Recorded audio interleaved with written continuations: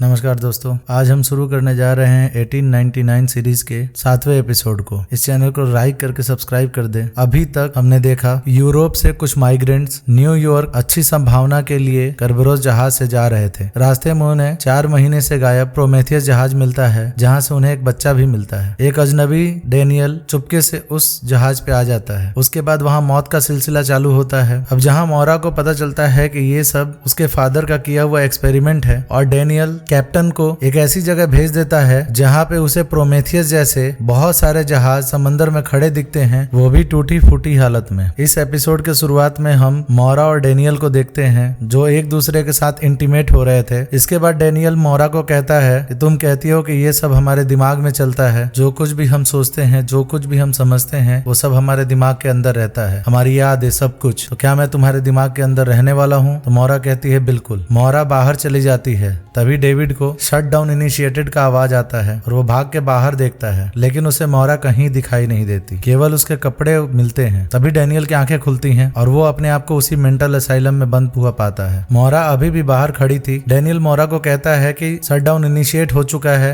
मोरा मेरा डिवाइस मुझे दे दो। मोरा उसकी बात पे ध्यान नहीं देती और सीधा वापस आती है और उस पोर्टल के जरिए वापस अपने रूम में आ जाती है, जहाँ वो खिड़की से देखती है कि बहुत बड़ा तूफान जहाज को चारों तरफ से घिर चुका है। इधर बाकी विल्सन, रमीरो, टोबे ये सब केबिन में खड़े होकर बात कर रहे थे। वो लोग कहते हैं कि हमें जहाज चलाना नहीं आता, हम इस तूफान का सामना कैसे करेंगे? हमें इंजन रूम में बैठे सारे व्यक्तियों को खबर करना होगा और मोरा और कैप्टन को ढूंढना होगा। विल्सन को छोड़ के यहाँ पे बाकी के सारे वहां से चले जाते हैं। इधर डेनियल को दिखाते हैं जो खिड़की से उसी जहाज के हिस्से को छूकर निरीक्षण करता है और जोर लगा के उस हिस्से को खोल लेता है। जहाज के इस हिस्से में बहुत सारे वायर्स होते हैं। डेनियल उन वायर्स के बीच से होता हुआ जहाज के अंदर चला जाता है। जहाज अब तूफान के बीच में घिरा हुआ लहरों के ऊपर से हिचकोले खा रहा था। तभी सेबेस्टियन इस जहाज पे वापस आ जाता है। वो मोरा से पूछता है कि कैप्टन कहाँ पे है, लेकिन मोरा को तो पता ही नहीं था कि कैप्टन कहाँ पे चल चुका है। और वहां से केबिन के अंदर जाती है जहाँ विल्सन अपना हाथ दिखाती है और कहती है कि ये सब क्या है। तो मोरा कहती है मुझे नहीं पता। अब वो कैप्टन के रूम में जाती है और कैप्टन के शाफ्ट के जरिए जंगलों में चली जाती है। अब वो वहां से कैप्टन के घर तक पहुंचती है जहाँ पे अभी उनका घर जला नहीं था। वो सीधे कैप्टन की वाइफ से मिलती है। जब वो कैप्टन की वाइफ से बात करती है तो उसे पता चलता है कैप्टन की वाइफ तो बिल्कुल पागल है। वो किसी तरह से उससे पीछा छुड़ाती है। तब तक सीन वापस जहाज पे आ चुका होता है जहाँ तोबे का पिता और तोबे की माँ इंजन रूम की तरफ सबको आगाह करने जा रहे होते हैं। तभी उसकी माँ वहाँ रुक जाती है और कहती है ये सब गॉड कर रहे हैं, हमें उनकी बात माननी चाहिए, हमें उनके बीच में नहीं पड़ना चाहिए। तो तोबे कहती है ये कोई गॉड नहीं कर रहे हैं, ये आपके मन का वहम है। लेकिन उसकी माँ एक नहीं सुनती। अब तोबे का पिता कहता है कि तुम यहाँ से जाओ, मैं तुम्हारी माँ के साथ रहूंगा क्योंकि मैं इसका साथ नहीं छोड़ सकता। तो तोबे वहां से अकेले इंजन रूम में पहुंच जाती है जहाँ पे जेरोम, फ्रांज और ओलेग अभी भी कोयले को डाल रहे होते हैं। यहाँ पे तोबे उनको बताती है कि बहुत बड़ा तूफान हमारी तरफ आ चुका है और धीरे धीरे पानी हमारे जहाज में आ रहा है। तो फ्रांज ओलेग को कहता है कि तुम केबिन में जाके जहाज को संभालो। तोबे के साथ उन दरवाजों को बंद करने जाता है जहाँ से पानी जहाज के अंदर आ रहा होता है। मोरा भी कैप्टन की बीवी से बच के शाफ्ट के थ्रू जहाज में वापस आ जाती है। अब उसके दिमाग में पता नहीं क्या सूझता कि वो सीधे डेनियल के कमरे में चली जाती है। डेनियल का बेड हटाती है तो वहां भी एक शाफ्ट था। वो शाफ्ट के अंदर घुस जाती है। वो सीधे एक घर में घुसती है। मोरा घर का दरवाजा खोल के जैसे अंदर दाखिल होती है, उसे डेनियल का घर दिखाई देता है और उसे अपने पास्ट के सारे विजन आने लगते हैं, कैसे वो एक दूसरे के साथ यहाँ पे वक्त बिता रहे थे। मोरा वहां पे रखे हुए तस्वीरों को देखती है जिसमें वो और डेनियल और उसके साथ वो छोटा बच्चा एलियट भी रहता है। वो उन तस्वीरों को देख रही होती है। तभी सीन डेनियल की तरफ शिफ्ट हो जाता है। वो जहाज के अंदर दाखिल तो हो चुका था, लेकिन वो बार बार गलत जगह पे निकलता था। वो उस पानी वाले जहाज पे निकल ही नहीं पा रहा था। तो वो अलग अलग पोर्टल का इस्तेमाल करता है। एक समय उसके पास एक कब्र आती है जिसे वो खोलता है और अंदर चला जाता है। अंदर एलियट बैठा हुआ था और उन मिले तस्वीरों से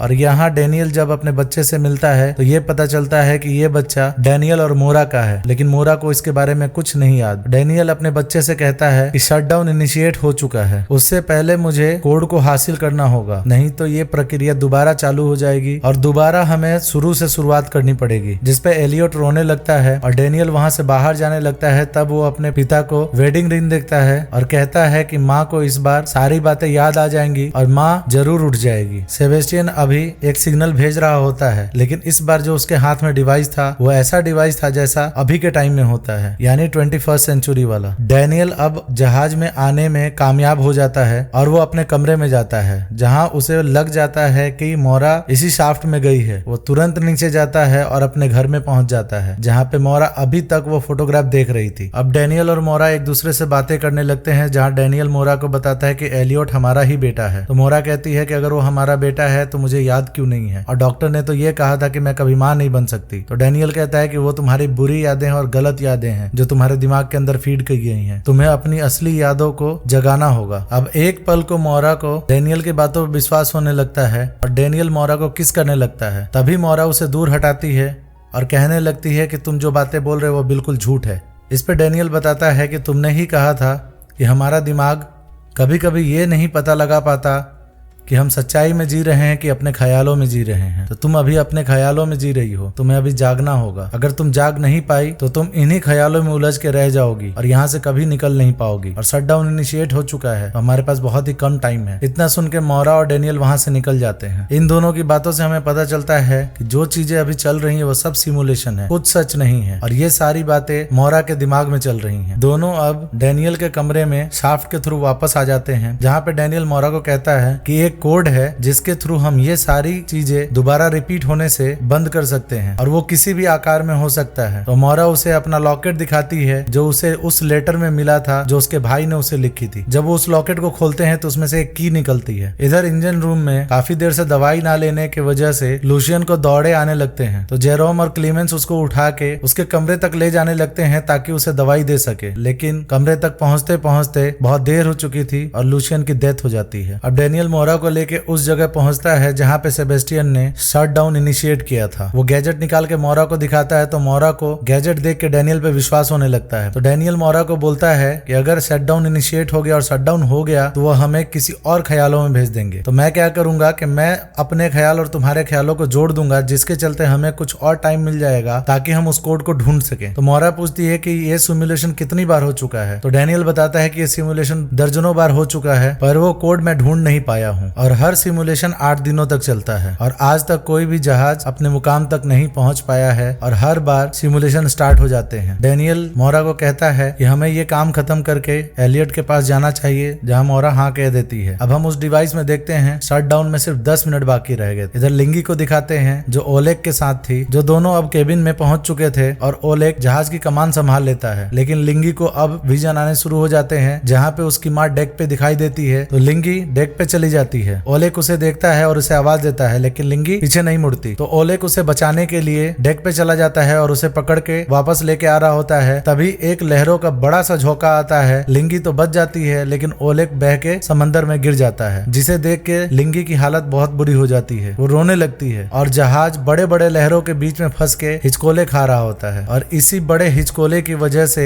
इंजन रूम के अंदर एक बहुत बड़ा सा लोहे का बार नीचे गिरता है और एंजल उसके नीचे दब जाता है। जब तक एंजल को उसके नीचे से निकाला जाता तब तक वो मर गया था। इधर हम लोग टोबे की माँ और बाप को देखते हैं जो एक दूसरे से बात। तभी उस जगह पानी भरने लगता है और ज्यादा पानी भरने के चलते उसमें डूब के दोनों की मौत हो जाती है। इधर टोबे और फ्रांस भी एक जगह फंस जाते हैं जहाँ पानी भरना शुरू हो जाता है। फ्रांस टोबे को बचाने की बहुत कोशिश करता है, लेकिन पानी में डूबने की वजह से उन दोनों की भी मौत हो जाती है। और ये सब कुछ हेनरी सिंगलटन स्क्रीन पे देख रहा होता है। तभी सेबेस्टियन एलियट को लेके उसके पास आता है। हेनरी सेबेस्टियन से कहता है कि वो लोग सिर्फ अपने इमोशंस की वजह से मारे जा रहे हैं। वो अपना नजरिया नहीं बदलते और एक दूसरे की परवाह करते रहते हैं, जिससे वो अपने दिमाग पे काबू नहीं रख पाते। और मुझे ये सिमुलेशन बार बार चलाना पड़ रहा है। फिर वो जाके अपने डेस्क पे बैठता है और एक माइक निकालता है और उससे बोलना शुरू करता है, जिसे मोरा और डैनियल जहाज पे सुनना शुरू कर देते हैं। हेनरी बोलता है कि अब सारे लोग मारे जा चुके हैं, तुम लोग बहुत करीब आ गए थे, लेकिन तुम लोग फिर से नाकाम हो गए। अब तुम लोग नए सिमुलेशन में जाओगे। और वो मोरा को कहता है कि तुम वो चाबी मुझे दे दो तो मैं तुम्हारा बेटा एलियट तुम्हें दे दूंगा। तो उस समय डैनियल मोरा को वो अंगूठी दे देता है जो एलियट ने उसे दी थी, और तब हमें वो ट्रायंगुलर पिरामिड दिखाते हैं और वो की उसी पिरामिड की थी। और तभी शटडाउन इनिशिएट हो जाता है। अब धीरे धीरे समंदर के बीच में एक भंवर बनने लगता है और वो जहाज उस भंवर में समा जाता है, जो दूसरी तरफ निकलता है जहाँ पे बहुत सारे ऐसे ही जहाज थे और कैप्टन वैसे ही एक जहाज के ऊपर खड़ा था और वो इस जहाज को उस भंवर से बाहर आता हुआ देख रहा था। और बाकी जिंदा बचे लोग डेक पे आते हैं, वो उस डेक से कैप्टन को देखते हैं, कैप्टन उनको देखता है और इसी मिस्टीरियस एंडिंग के साथ ये एपिसोड खत्म हो जाता है। अब आखिरी एपिसोड के लिए आप इस चैनल पे बने रहें। धन्यवाद।